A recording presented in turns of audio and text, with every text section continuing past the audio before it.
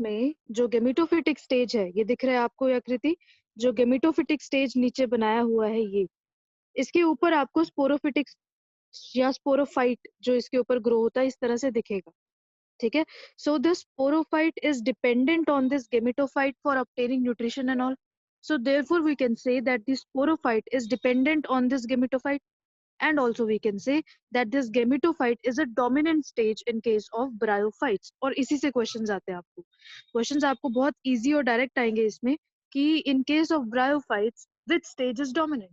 So now you know that gametophytic stage is dominant, जो gametes वगैरह बनाता है, and sporophytic stage is grown on this gametophytic part of plant. Therefore the dominant stage is gametophytic stage. ठीक है, साथ ही साथ जो bryophytes है उसमें जो रिप्रोडक्शन है वो सेक्सुअल तरीके से भी होगा और एसेक्सुअल तरीके से भी होगा। ठीक है, वेजिटेटिव तरीके से कैसे होगा इसमें रिप्रोडक्शन, बर्ड्स की फॉर्म में। क्या होता है कि इनमें जो ये गेमेटोफिटिक स्टेज है इसका, देखिए यहाँ पे आपको दिख जाएगा ये आपको दिख रहा है एक, दिस इज अ बॉडी। ठीक है, ये मार्केंशिया का मेल बॉडी बनाया हुआ है। ठीक है, मार्केंशिया एक एग्जांपल है ब्रायोफाइट का, उसका मेल प्लांट बनाया हुआ है इसमें। तो इसमें आप देख रहे हो नीचे छोटे छोटे rhizoids which are root like but not are actual roots. ठीक है, उसके ऊपर आप देख रहे हो छोटा छोटा leaf like which is not leaf but leaf like, actual leaf नहीं है। ठीक है, और स्टेम लाइक। तो ये नीचे आप जो देख रहे हो दैट इज गेमेटोफाइट, और ये जो ऊपर आप देखते हैं इसके बना हुआ, ठीक है, इसके ऊपर बना होता है that will be the sporophyte. एक और डायग्राम है उसमें और क्लियर हो जाएगा आपको ये आप देख सकते हैं कुछ इस तरह से होता है। दिस इज गेमेटोफाइट और इसके ऊपर लगा हुआ स्पोरोफाइट। ठीक है, तो इसमें जो ब्रायोफाइट्स होते हैं इसमें आप देख रहे हो यहाँ पे आपको एक गैमा कप नाम से चीज दिखेगा। ठीक है, ये जो गैमा कप होते हैं they are actually the mode for asexual reproduction या vegetative propagation in case of bryophytes. ठीक है, तो ब्रायोफाइट्स में जो एसेक्सुअल रिप्रोडक्शन है या वेजिटेटिव रिप्रोडक्शन है वो इस तरह से होगा गैमा कप के थ्रू। तो ये जो गैमा कप है ना, ये बड की फॉर्म में नीचे गिर जाते हैं सॉइल में और फिर वहां पे एक नया ब्रायोफाइट प्लांट बॉडी बना देते हैं।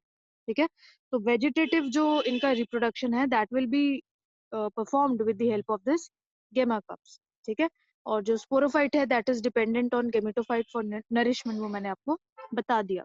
इसकी तीन आप क्लासेस पढ़ते हैं ब्रायोफाइट्स की, एक है लिवरवोर्ट्स या हेपेटिकोप्सिडा और एक है मॉसिस। ठीक है, या ब्रायोप्सिडा। लिवरवोर्ट्स और मॉसिस में थोड़ा थोड़ा अंतर होता है, मेन जो कैरेक्टरिस्टिक फीचर है वो तो सेम ही रहेगा, थोड़ा थोड़ा अंतर होता है बस। ठीक है, जो लिवरवोर्ट्स है उसमें एग्जाम्पल आपका आएगा मार्केंशिया, ये सब एनसीईआरटी वाला ही एग्जाम्पल है, सो नथिंग इज एक्स्ट्रा। ठीक है, गेमी मैंने बता दिया, गेमी कब टूट जाएंगे, बर्ड की तरह गिर जाएंगे, जहां भी गिरेंगे वहां नया प्लांट ग्रो होगा और वेजिटेटिवली ये ग्रो होते हैं।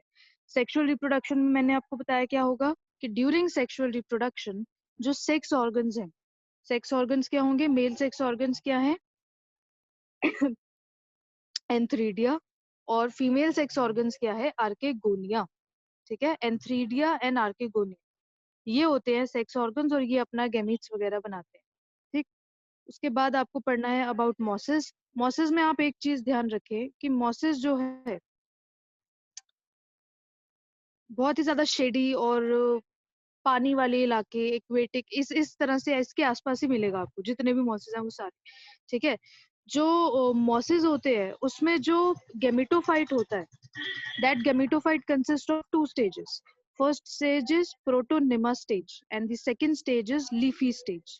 ठीक है, प्रोटोनिमा स्टेज जो होता है जो कि स्पोर्स, डायरेक्टली स्पोर से जो बनता है, सबसे first stage that is the protonema stage.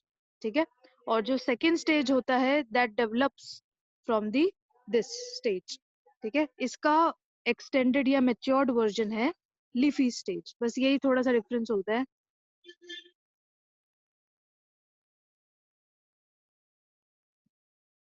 लिवरवर्ट्स और मॉसेस में।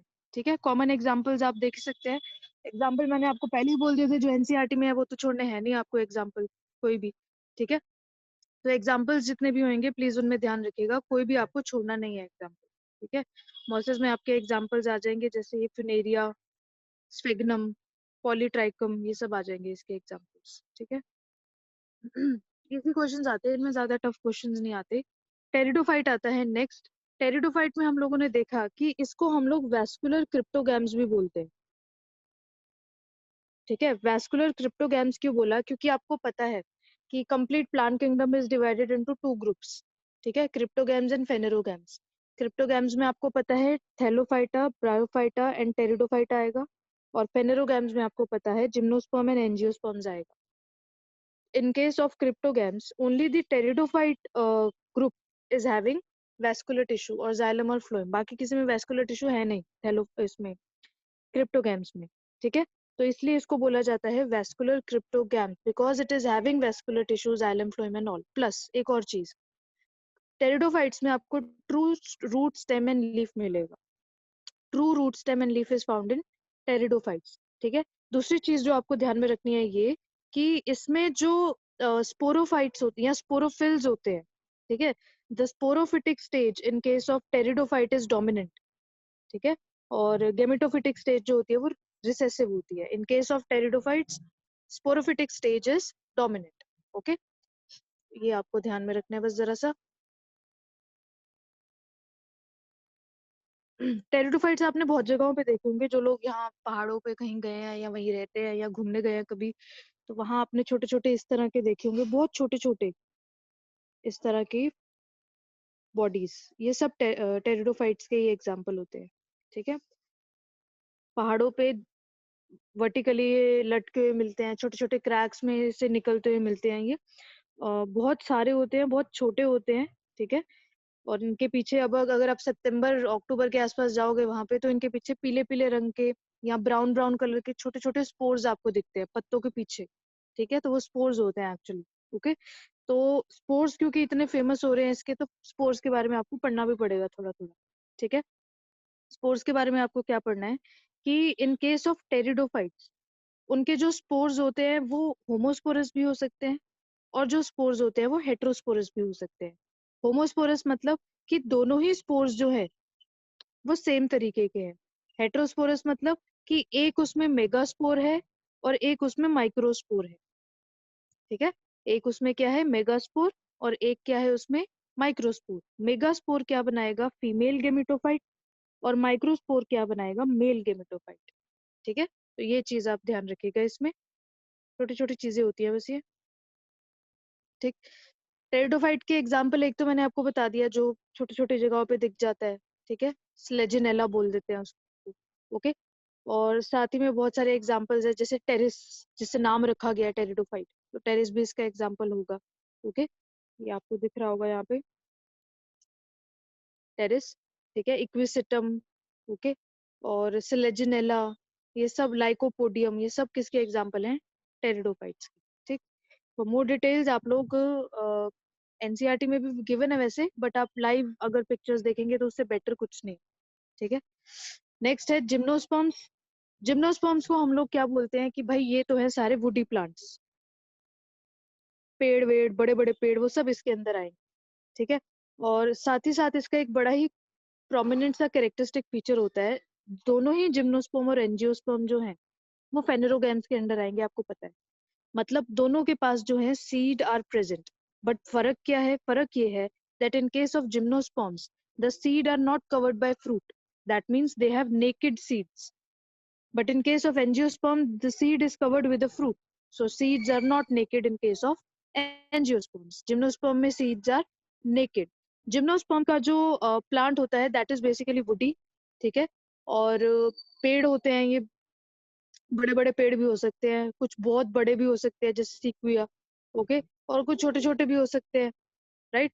जिम्नोस्पर्म्स में बड़ा ही एक प्रोमिनेंट सा चीज होती है जिसकी मार्केटिंग भी होती है एक्चुअली। आपने देखा होगा इस तरह का एक कोन जैसा स्ट्रक्चर। ठीक है, पहाड़ों में जो गए हैं कभी घूमने या वैसे भी, तो ये नीचे ही गिरे हुए आपको मिल जाते हैं। ठीक है, एक चीड़ का पेड़ बोलते हैं उसको हिंदी में, और इंग्लिश में उसको बोल देते हैं हम पाइनस। ठीक है, चीड़ का पेड़ बोल देते हैं, इस तरह से पत्ते होते हैं उसके। ओके, और उसके नीचे आपको इस तरह से कोन दिखाई देगी इसकी। ठीक है, तो जिम्नोस्पर्म में कोन जो है एक फीचर बड़ा ही अच्छा और प्रोमिनेंट सा फीचर है। इसमें क्या होता है, कोन्स बनती हैं। मेल कौन और फीमेल कौन अलग अलग बनती है और एज के हिसाब से होती है। जैसे कुछ कुछ मंथ्स की कौन होती है, कुछ कुछ ईयर्स की कौन होती है, ठीक है। तो वो डिपेंडिंग ऑन उसके साइज पे हम लोग डिफरेंशिएट करते हैं, ठीक। जो मेल और फीमेल कोन्स होती है उसके अंदर होते हैं एक्चुअल मेल और फीमेल स्पोर्स वगैरह, ठीक है।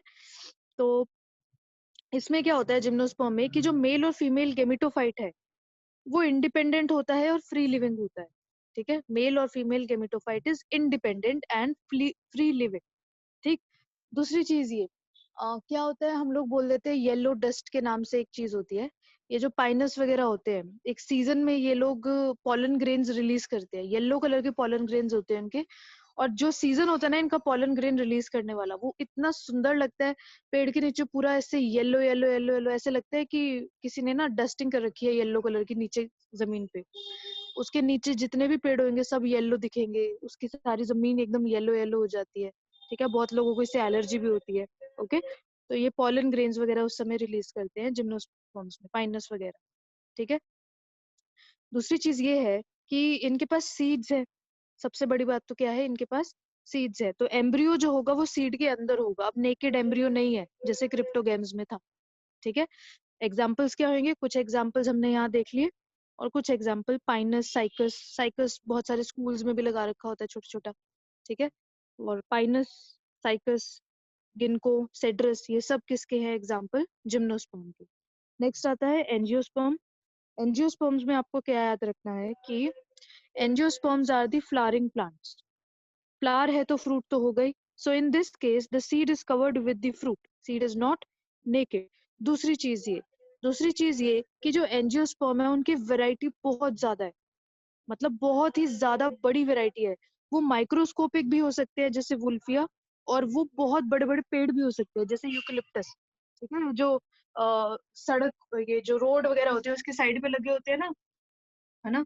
सफेदा के पेड़ बोल देते हैं उसको, यूकलिप्टस बोल दो, आप कुछ भी बोल दो। तो इतने बड़े भी हो सकते हैं और वुल्फिया जैसे बिल्कुल छोटे छोटे भी हो सकते हैं। तो साइज जो है इनको बहुत रेंज कर सकता है, ठीक है।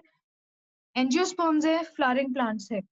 जो मेल फ्लावर है, ठीक है, अगर बाइसेक्सुअल फ्लावर है तो उसमें मेल और फीमेल दोनों ही एक ही फ्लावर में होंगे पार्ट्स, रिप्रोडक्टिव पार्ट्स, ठीक है। तो जो मेल रिप्रोडक्टिव पार्ट है that will beer pollen grains and जो फीमेल रिप्रोडक्टिव पार्ट है दैट विल बियर ओवरी, और उस ओवरी के अंदर होंगे बहुत सारे ओव्यूल्स। ये पॉलन ग्रेन ओवरी के पास जाएगा, ओव्यूल्स के साथ फ्यूज करके क्या बनाएगा, जाइगोट। जाइगोट से बनेगा एम्ब्रियो, एम्ब्रियो से बनेगा सीडलिंग, सीडलिंग से बनेगा आगे फर्दर प्लांट, ठीक है। बाकी डिटेल इसमें है इन डिफरेंसेस में। मोनो जो एंजियोस्पर्म्स हैं वो दो तरह के हो सकते हैं depending on what kind of cotyledons they have. जो सीड होता है वो सीड के अंदर होता है एक एम्ब्रियो और होते हैं उसके साथ कॉटिलिडन्स। अगर वो कॉटिलिडन्स दो हैं तो होगा डाइकोटिलिडन्स, अगर वो कॉटिलिडन एक ही है तो होगा मोनोकॉटिलिडनस। मोनोकॉटिलिडनस में सारे आ जाएंगे, जितने भी ग्रेन्स आपको याद आएंगे सब के सब मोनोकॉट्स है। साथ ही साथ बनाना मोनोकॉट है, जितने ग्रेन्स हैं वो मोनोकॉट है। ग्रास इज मोनोकॉट, ठीक है।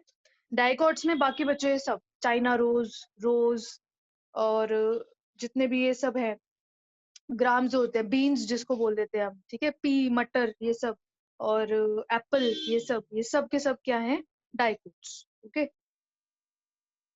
चलिए, दूसरा जो एक बहुत important characteristic feature angiosperm show करते हैं दैट इज डबल फर्टिलाइजेशन, ठीक है। क्या होता है वो, डबल फर्टिलाइजेशन। डबल फर्टिलाइजेशन में क्या होगा कि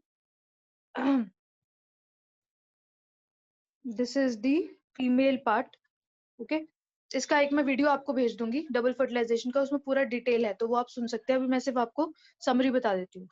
बाहर से पॉलन ग्रेन आएगा, स्टिग्मा पे लैंड करेगा और ये धीरे धीरे पॉलन ट्यूब बनाएगा। उस पॉलन ट्यूब के थ्रू इस पॉलन ग्रेन के अंदर जो मेल जर्म सेल्स होंगे या मेल गेमीट्स होंगे, हर पॉलन ग्रेन में दो मेल गेमीट होते हैं, तो वो जाएंगे इस ओवरी के पास। ओवरी के पास होंगे कुछ एग सेल और ये सेंट्रल सेल। एक मेल गेमीट जो है एग सेल के साथ फ्यूज करेगा जिसको सिनगमी बोल देते हैं, और एक मेल गेमीट जो है वो सेंट्रल सेल के साथ फ्यूज करेगा, जिसको हम ट्रिपल फ्यूजन बोल देते हैं। Both syngamy plus triple fusion in collective is known as double fertilization, which is a very prominent feature of angiosperms. इसका एक डिटेल्ड वीडियो कैसे होता है डबल फर्टिलाइजेशन मैं आपको लिंक भेज दूंगी, ठीक है, वो आप देख सकते हैं, will be easy for you. Okay, चलिए लास्ट इसमें आता है alteration of generation. Alteration of generation क्या है? बहुत सिंपल कॉन्सेप्ट है। बहुत सारे जो प्लांट ग्रुप्स होते हैं उनके जो लाइफ साइकिल होता है उसका एक पैटर्न होता है, ठीक है। जैसे एंजियोस्पर्म का जो लाइफ साइकिल है दैट इज लाइक डिप्लॉयड या diplontic type of life cycle, ठीक है। और ऐसे ही बहुत सारे और है, वो हम देख लेते हैं फटाफट। एक होता है हेप्लोन्टिक, एक डिप्लॉन्टिक, एक हेप्लोडिप्लॉन्टिक। हेप्लोन्टिक मतलब जो स्पोरोफिटिक जनरेशन है, जो स्पोरोफिटिक जनरेशन है वो इसमें क्या करेगी, मैं आपको डायरेक्ट डायग्राम से दिखा देती हूँ और इजी हो जाएगा। ये देख सकते हैं आप, हेप्लॉन्टिक में जो इसमें स्पोरोफिटिक जनरेशन है वो छोटी है और गेमेटोफिटिक जो जनरेशन है वो बड़ी है। दैट मींस इसमें क्या होगा, गेमेटोफाइट विल बी डोमिनेंट। जो डिप्लॉन्टिक है उसमें आप देख सकते हैं जो गेमेटोफिटिक है स्टेज दैट इज स्मॉल और स्पोरोफिटिक स्टेज इज लार्ज। तो डिप्लॉन्टिक में आप क्या देख सकते हैं कि स्पोरोफिटिक स्टेज लार्ज है, so therefore depend dominant will be sporophytic stage. Haplodiplontic में दोनों सेम होंगे। ओके, हेप्लोडिप्लॉन्टिक में क्या होंगे, दोनों ही सेम होंगे। ओके, एक बार इनकी डेफिनेशन भी देख लेते हैं।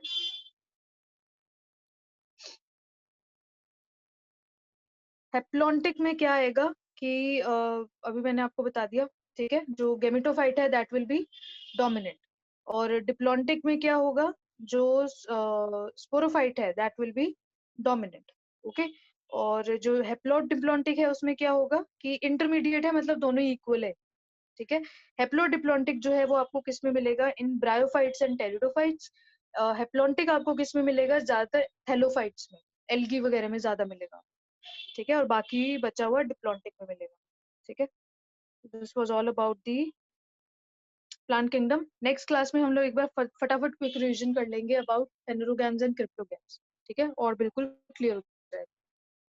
Okay, now you have to prepare your notes, complete रखना नोट्स, ठीक है। केमिकल कंट्रोल एंड कोऑर्डिनेशन, ये जो एंडोक्राइन सिस्टम है पूरा आपका, उसका भी आपको अगर वीडियो मिल गया तो मैं भेज दूंगी, अदरवाइज नेक्स्ट क्लास में हम लोग स्टार्ट करेंगे।